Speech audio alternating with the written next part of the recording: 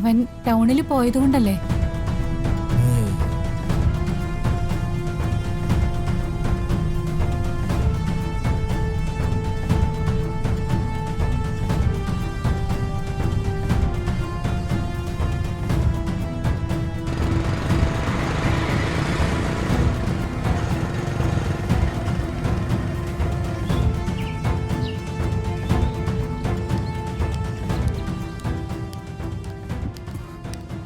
ടീച്ചറെ പ്ലീസ് ടീച്ചറെ ഒന്ന് നിൽക്ക്.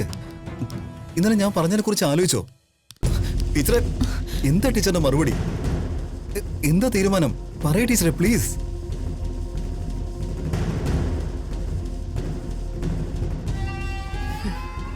തീരുമാനം ഞങ്ങൾ പറഞ്ഞാൽ മതിയോ?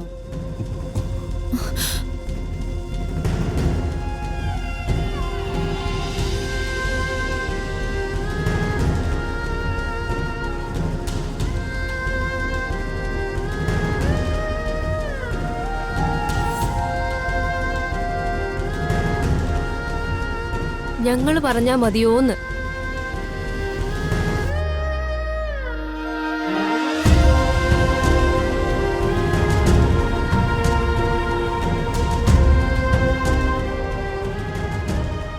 അല്ല, എന്ത് തീരുമാനം മാഷിന് അറിയേണ്ടത്?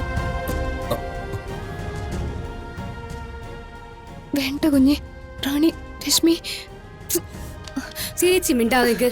ഇയാൾക്ക് വേണ്ടത് ഞങ്ങൾ കൊടുത്തോളാം. അതെ, ഞാനൊന്ന് പറഞ്ഞോട്ടെ. ഇങ്ങോട്ടൊന്നും പറയണ്ട, ഞങ്ങൾ അങ്ങോട്ട് പറയും, അത് കേട്ടാ മതി.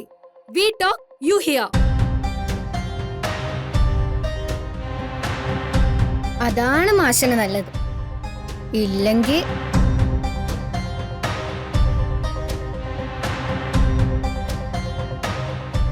ചേച്ചിയായിട്ടുള്ള വിവാഹം വേണ്ടെന്ന് പറഞ്ഞ് ഇറങ്ങിപ്പോയത് മാഷും മാഷിന്റെ ആൾക്കാരും അല്ലേ? പിന്നെ എന്തിനാ ചേച്ചി ഇങ്ങനെ വഴി തടഞ്ഞ് ശല്യപ്പെടുത്തുന്നത്? അയ്യോ, ഞാൻ ശല്യപ്പെടുത്താൻ വന്നൊന്നുമല്ല.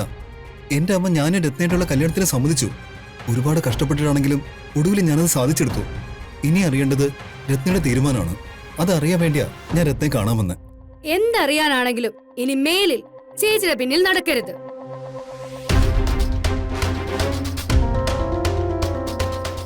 വഴിയിൽ വെച്ച് ചേച്ചിയെ ശല്യപ്പെടുത്തരുത്.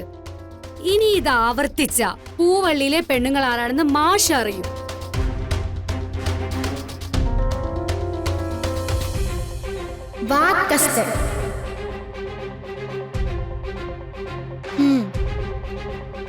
വാ.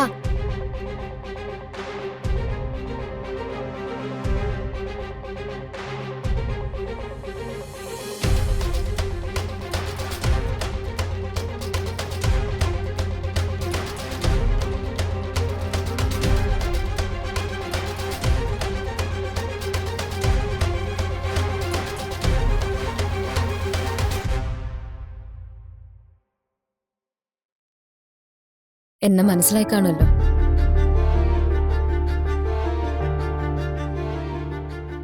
എല്ലാം എനിക്ക് മനസ്സിലായി. ഇത് ശരിയല്ല മാഷെ, മര്യാദയല്ല. വഴിയിൽ തടഞ്ഞു നിർത്തി സംസാരിക്കുന്ന മര്യാദയല്ലെന്ന് എനിക്കറിയാം. പക്ഷെ രത്ന ടീച്ചറുടെ മറുപടി അറിയാതെ ഞാൻ എങ്ങനെ? നിങ്ങൾ ഈ കാര്യം രത്നയോടല്ല സംസാരിക്കേണ്ടത്, ഗിരിയേട്ടനോടാണ്. പക്ഷേ ഇപ്പൊ ഒരു വിവാഹാലോചനയായി പൂവള്ളി വീട്ടിലേക്ക് വരാനുള്ള സാഹചര്യമല്ല. അങ്ങനെ ഉണ്ടാവുമ്പോ ഞങ്ങൾ അറിയിക്കാം.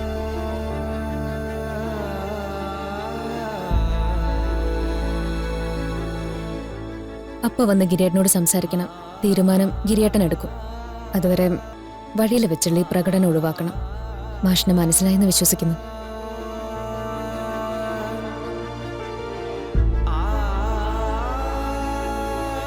വാ.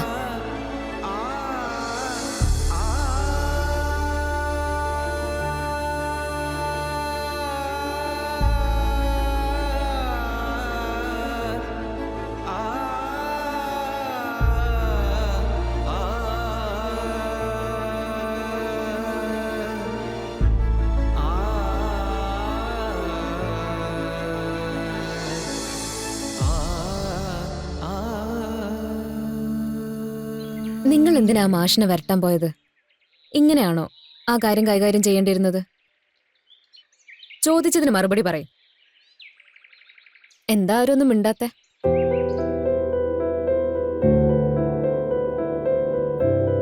അത് പിന്നെ അന്ന് മാഷിന്റെ അമ്മാവനും എല്ലാരും കൂടി ചേർന്ന് ഞങ്ങളെല്ലാരും അപമാനിച്ചിട്ട് പോയതല്ലേ? അന്ന് രത്നേച്ചി എത്രമാത്രം വിഷമിച്ചിരുന്നു. പിന്നെ ഇപ്പോ വീണ്ടും മാഷ് ചേച്ചിയെ ശല്യപ്പെടുത്താൻ വന്നെന്ന് കേട്ടപ്പോ ഞങ്ങൾക്കാകെ ദേഷ്യമായി.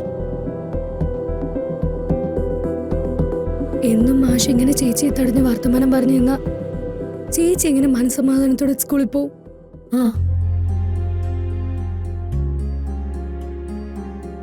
അതുകൊണ്ടാ ഞങ്ങള് മാഷിന് കണക്കിന് കൊടുക്കണമെന്ന് വിചാരിച്ചത്. ശരി. നിങ്ങളുടെ വിഷമൊക്കെ എനിക്ക് മനസ്സിലാവുന്നുണ്ട്. പക്ഷെ പ്രതികരിക്കേണ്ട രീതി ഇതായിരുന്നില്ല. നിങ്ങളിത് ഗിരിയേട്ടനോടായിരുന്നു ആദ്യം പറയേണ്ടിരുന്നത്. ഗിരിയേട്ടൻ വഴക്കുണ്ടാക്കുമെന്ന് പേടിച്ചിട്ടാ പറയാതിരുന്ന്. എങ്കിൽ നിങ്ങൾക്കിത് എന്നോട് പറയായിരുന്നല്ലോ.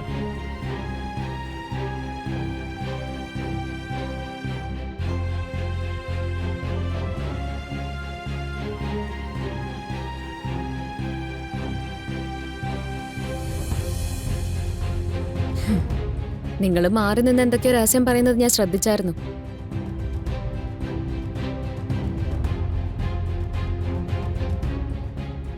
പിന്നെ അക്ഷയ കേന്ദ്രത്തിൽ പോണെന്ന് പറഞ്ഞ് റാണിയും കൂടി ഇറങ്ങിയപ്പോ എനിക്ക് സംശയമായി. അതാ നിങ്ങളുടെ പുറകെ തന്നെ ഞാൻ വന്നത്.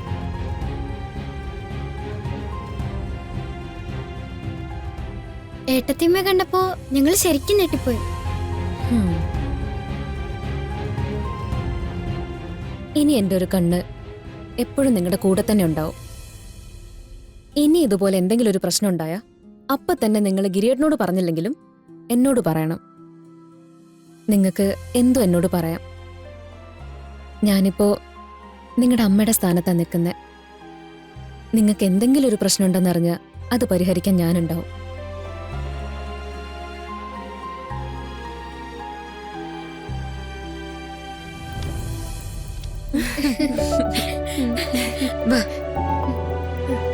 കുഞ്ഞിക്കെങ്കിലും പറയായിരുന്നു. അത് പിന്നെ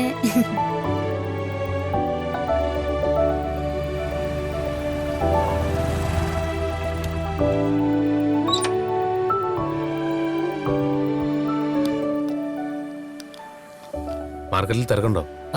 ചെറുതായിട്ടുണ്ട് ഗിരിയേട്ടാ. എത്രയും പെട്ടെന്ന് സാധനവും വാങ്ങിച്ചിട്ട് നമുക്ക് വേഗം അടുത്ത സ്ഥലത്തേക്ക് പോവാം.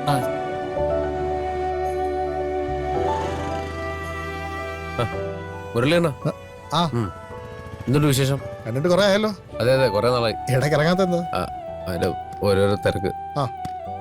അതെ, അതെ, സാധനങ്ങളുടെ ലിസ്റ്റ് മുഴുവൻ ഉണ്ട്.